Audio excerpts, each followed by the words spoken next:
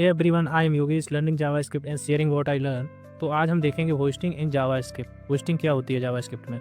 तो hosting in JavaScript is a mechanism in which the declaration of variable is loaded into the memory before the code execution start. इस definition का means क्या है, ये हम एक एग्जांपल की हेल्प से समझते हैं। मैं यहाँ एक एग्जांपल ले रहा हूँ, console.log x। यहाँ मैं एक वेरिएबल क्रिएट कर रहा हूँ x नेम का, जिसमें मैं 10 को इनिशलाइज कर रहा हूँ।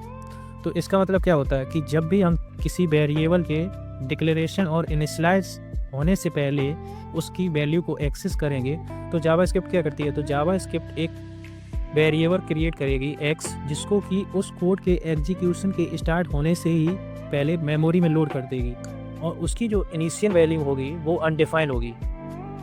तो हम आइए इस कोड को रन करके देखते हैं। तो यहाँ हम देख सकते हैं कि यहाँ जो उस x की वैल्यू जो आ रही है वो अनडिफाइन आ रही है।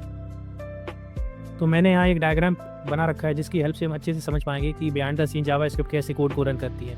तो जब भी जावास्क्रिप्ट किसी कोड को रन करती है तो वो एक ग्लोबल एग्जीक्यूशन कॉन्टेक्स्ट बनाती है, जिसको कि दो फेजेस में डिवाइड करती है, एक मेमोरी फेज, एक होता है कोड फेज।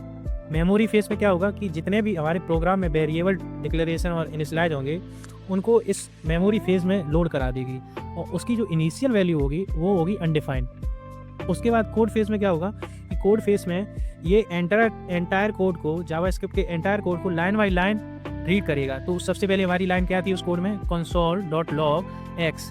अब ये जब x की वैल्यू ये देखेगा, ये जाएगा मेमोरी फेज में। मेमोरी फेज में जाके चेक करेगा कि x की वैल्यू क्या है। तो उस समय x की वैल्यू क्या थी, अनडिफाइंड, तो इसलिए वहाँ पे ये आउटपुट में अनडिफाइंड दे रहा था।